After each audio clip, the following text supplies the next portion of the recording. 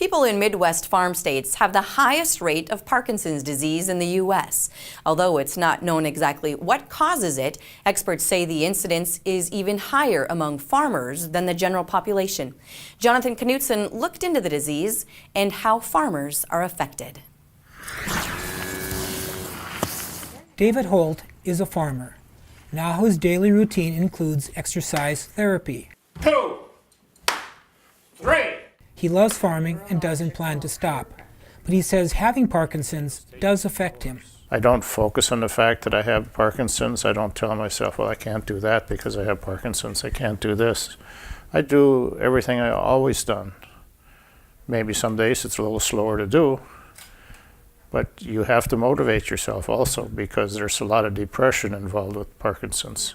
Parkinson's affect movement and balance, among other problems, but medication and exercise help Holt stay active. The movements are very dramatic, kind of. Ed Huseby is a retired farmer and teacher.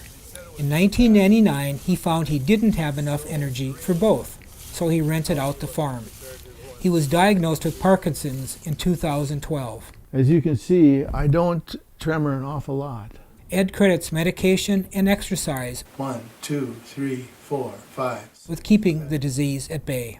You know, it's not easy to get up off of this couch and do exercises, but I think it really pays. And I have a hunch, had I not been introduced to the exercises, had I not been given that medication, I'd be lying on this couch a lot more and deteriorating at a more rapid rate. Doctors aren't sure what causes Parkinson's, but some people have a genetic predisposition to it, and it may be worsened by exposure to farm chemicals. It's not entirely clear if it's just related to the herbicides, pesticides, if there's something that gets into the groundwater, certain metals, but certainly herbicides and pesticides are a concern. At age 67, Holt has cut back on the land he farms, but he has no plans to retire from the job he loves, and he thinks that helps him fight the disease. By keeping active, keeping your mind active, thinking about prices of crops, thinking about what you're going to plant, where you're going to plant it. It's a big part of therapy, you might say, is being able to keep your brain active. People in general, and farmers in particular, should be aware of Parkinson's disease. If you're not, it would be a good idea to start learning.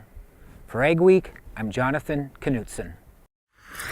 Early signs of Parkinson's include hand tremors, stiffness, and slowed movement.